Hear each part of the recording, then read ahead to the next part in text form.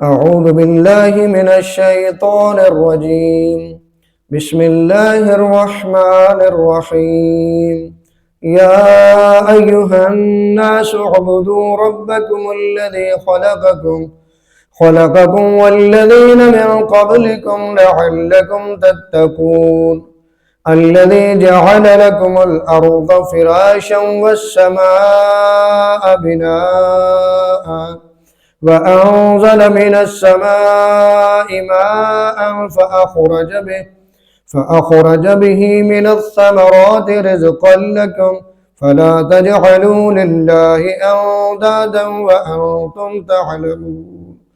ہم نے سورہ بقرہ کی پہلے 20 آیات پڑھ لی ہیں، اور 20 آیات میں ہم نے پڑھا ہے جو خداوند متعال نے 3 قسم کے لوگوں کا ذکر کیا ہے. ایک متقین کا ذکر کیا، اس کے بعد ناقابل ہدایت کفار کا ذکر کیا، اس کے بعد منافقین کا ذکر کیا. ان تینوں میں سے ایک گروہ ایسا ہے جس کے بارے میں خداوند متعال نے فرمایا کہ یہ گروہ جو ہے یہ اللہ کی ہدایت پر ہے اور یہی نجات یافتہ گروہ ہے. اور وہ کون سا گروہ ہے؟ متقین کا. جو ناقابل ہدایت کفار ہیں ان کے بارے میں فرمایا کہ یہ لوگ جو ہے ان کے لیے عذاب ہے، اور جو منافقین ہیں جن پہ بات ہو چکی، خداوند متعال نے فرمایا یہ بھی ان پہ بھی عذاب ہوگا. لیکن ایک ہی گروہ ہے جو متقین کا ہے جس کو نجات کی خبر دی گئی کہ یہ نجات یافتہ ہے، یہ فلاح پانے والے. اب ظاہر ہے خداوند متعال نے عقل دیا ہے، شعور دیا ہے، دماغ دیا ہے، انسان پہ سوچتا ہے کہ میری آخرت بہتر ہو جائے. یہ جو 3 گروہ اللہ نے قرآن میں ذکر کیے ہیں، ان تینوں میں سے ایک جنتی ہے، ایک نجات یافتہ ہے، ایک فلاح پانے والا ہے، تو میرا شمار بھی ان میں ہونا چاہیے. اب یہ متقین میں ہمارا شمار کیسے ہو سکتا ہے؟ کیسے ہم متقی بن سکتے ہیں؟ کیسے ہم فلاح ہمیں نصیب ہو سکتی ہے؟ کیسے ہم نجات یافتہ ہو سکتے ہیں؟ وہ ان آیات سے ہمیں پتہ چلے گا.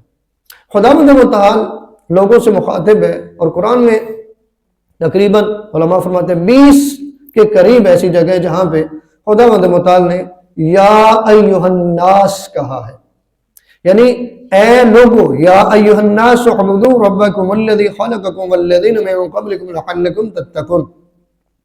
یعنی خداوند متعال فرما رہے ہیں اے لوگو اپنے رب کی عبادت کرو، اپنے رب کی عبادت کرو جس نے تمہیں اور تم سے پہلے والے لوگوں کو پیدا کیا تاکہ تم متقی بن جاؤ. کیا بن جاؤ؟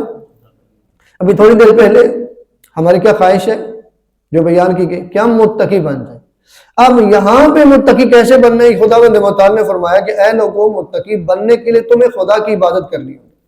متقی بننے کے لیے کیا کرنا ہوگا جی؟ خدا کی عبادت کرنی ہوگی. ساتھ یہ بھی بتایا وہ کون ہے جس کی عبادت کرنی. فرمایا جو تمہارا بھی خالق ہے، تمہیں بھی اس نے پیدا کیا اور تم سے پہلے والے لوگوں کو بھی پیدا کیا. یعنی اگر اس آیت میں دیکھیں تو کچھ چیزیں واضح ہوگی ہمارے سامنے کہ نمبر 1 تو متقی بننے کے لیے آپ کو عبادت کرنی ہوگی. بغیر عبادت کے بندہ متقی نہیں بن سکتا. دوسری بات یہ ہے کہ جس کی عبادت کرنی ہے وہ خالق ہونا چاہیے. وہ کون ہونا چاہیے؟ خالق ہونا چاہیے جس نے تمہیں بھی پیدا کیا اور تم سے پہلے والے لوگوں کو بھی. یعنی وہ معبود ہوگا جو خالق ہے، جو خالق نہیں ہے وہ معبود نہیں ہو سکتا. ٹھیک ہے جی. آپ نے عبادت کس کی کرنی ہوگی؟ خالق کی، جس نے تمہیں خلق کی ہے. اور خلق کس نے کیا؟ خدا اپنے متعال واضح طور پر فرما رہے اللہ خالق کل شیء. خدا ہر چیز کا خالق ہے. اور معبود کون ہے؟ یہ بارہا قرآن میں ذکر کیا کہ معبود صرف اور صرف اللہ ہے. اللہ ہی ہے جس کی عبادت ہے. اللہ کے علاوہ کوئی بھی ایسا نہیں ہے کہ جس کی عبادت کی جائے. اللہ کے علاوہ جتنی بھی یہ مخلوق ہے یہ سارے اس کے بندے ہیں. ٹھیک ہے جی.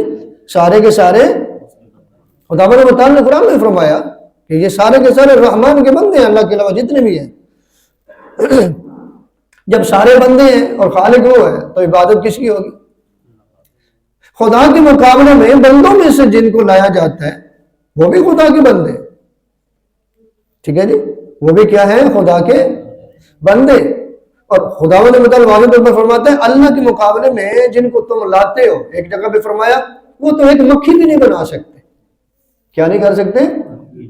ایک مکھی بنانے پہ بھی وہ قادر نہیں ہے، تم ان کو اللہ کے مقابلے میں لاتے ہو؟ نہیں، خالق کون ہے؟ صرف اور صرف اللہ کی ذات، اور جو خالق ہے اسی کی عبادت کرنی ہے، اور اسی کی جب آپ عبادت کریں گے تو آپ بن جائیں گے کیا؟ متقی بن جائیں گے۔ اس کے بعد خداوند متعال نے مزید خالق کا تعارف کروایا، وہ جو خالق جس نے تمہیں خلق کیا، جس نے تم سے پہلے والے لوگوں کو خلق کیا، جس کی تم نے عبادت کرنی ہے، اس نے تم پر احسانات کیا کیے ہیں؟ کون سے احسانات ہیں کہ جو تم پر کیے ہیں؟ وہ ذکر کیے۔ خداوند متعال فرما رہے الذی جعل لکم الارض فراشا والسماء بناء وانزل من السماء ماء فاخرج به من الثمرات رزقا لكم فلا تجعلوا لله اندادا وانتم تعلمون۔ خداوند کریم فرما رہے ہیں کہ جس نے تمہارے لیے زمین کو بچھونا اور آسمان کو چھت بنایا، جس نے تمہارے لیے زمین کو بچھونا اور آسمان کو چھت بنایا اور آسمان سے پانی برسایا، پھر اس سے تمہاری غذا کے لیے پھل پیدا کیے، پس تم جانتے بوجھتے ہوئے کسی کو اللہ کا مد مقابل نہ بناؤ۔ یعنی جب یہ ساری چیزیں تو اللہ نے تمہارے لیے کی ہیں، تو تم اللہ سے کو چھوڑ کے تم کسی اور کی طرف جا رہے ہو۔ یعنی اس آیت میں بھی کچھ عقیدہ ہمارے سامنے آیا، اور وہ عقیدہ کیا ہے کہ یہ زمین کو ہمارے رہنے کے لیے جو بنایا ہے، یعنی یہ زمین قابل سکونت ہو گئی ہے، کس نے کی ہے؟ اللہ نے۔ یعنی جب یہ پہلے زمین بنی تھی تو اس پہ سکونت ممکن، یہ ساری کے سر خداوند متعال کی مہربانی ہے کہ خداوند متعال نے اسے قابل سکونت بنایا، اسے انسانی زندگی کے قابل بنایا۔ یعنی نہ زیادہ سخت ہے، یعنی اتنی سخت بھی نہیں ہے کہ دانہ نہ اگ سکے، اور نہ اتنا نرم بنایا کہ چیزیں اس میں دس جائیں، نہ اتنی چھوٹی بنائی کہ آکسیجن کے ذرات فضا میں زمین سے منسلک نہ رہ سکے، نہ اتنی بڑی بنائی کہ ہوائی ذرات فضا میں معلق نہ رہ سکے۔ یعنی خداوند متعال نے ایک پورا انتظام کیا انسان کے لیے کہ وہ اس پہ رہ سکے۔ لیکن یہ بھی ہمیں پتہ چلا کہ یہ زمین بنائی کس نے؟ اللہ نے بنائی ہے۔ آسمان جو ہمارے لیے ایک سائبان بنایا، یہ بنایا کس نے؟ یہ کہاں سے ہمیں پتہ چلا؟ اللہ کی کتاب سے، کلام اللہ سے، قرآن سے ہمیں پتہ چلا کہ زمین بنانے والا بھی اللہ ہے، آسمان بنانے والا بھی اللہ ہے۔ اور پھر آسمان سے جو پانی برسا ہے، وہ پانی کیا ہے؟ بارش۔ تو بارش برسانے والا کون ہے؟ یعنی یہ عقیدہ بھی ساتھ ساتھ قرآن پڑھنے سے انسان کا عقیدہ بھی مضبوط ہوتا ہے اور درست عقیدہ ملتا ہے کہ جو ہے زمین کس نے بنائی، آسمان کس نے بنائی، یہ بارش کون برسا رہا ہے، ہمیں کس نے پیدا کیا، ہم سے پہلے والے لوگوں کو کس نے پیدا کیا۔ یہ ساری چیزیں ہمیں سمجھ آتی ہیں، اور پھر اس کے بعد ہمیں سمجھ آتی ہے کہ عبادت بھی ہمیں اس کی کرنی، ہمیں کس کی عبادت کرنی ہے؟ پھر اللہ کو چھوڑ کے کسی اور کی طرف ہم نے نہیں جانا، اللہ کے مقابلے میں کسی اور کو ہم نے نہیں لانا۔ کیوں؟ معبود بھی وہ ہے، یعنی عبادت کے لائق بھی وہ ہے، خالق بھی وہی ہے، اسی کی ہم نے عبادت کرنی کیونکہ اس کے ہمارے اوپر احسانات ہیں، اور اتنے بڑے احسانات ہیں وہ خود ہی فرماتا ہے ان تعدوا نعمت اللہ لا تحصوها، اگر تم میری نعمتوں کو گننا چاہو تو گن بھی نہیں سکتے۔ جب گنی نہیں جا سکتی تو اس کا مطلب ہے حق کے شکر بھی ادا نہیں ہو سکتا۔ یعنی ہم چاہیں نا کہ ہم کما حق ہوں خدا کا شکر ادا کریں تو وہ شکر بھی ادا نہیں کر سکتے، ہاں، لیکن اس کا مطلب یہ نہیں کہ ہم شکر ہی ادا نہ کریں، نہیں، جتنا ممکن ہے ہم خداوند متعال کی ان نعمتوں کا شکر ادا کریں۔ ایک ہے زبان سے شکر، یعنی ہم ہر بات میں کہتے ہیں الحمدللہ رب العالمین، اور چلو ایک حدیث ہے اس میں معصوم نے بتایا کہ حرام سے اجتناب نعمت کا شکر ہے، اور الحمدللہ رب العالمین کہنے سے اس شکر کی تکمیل ہوتی ہے۔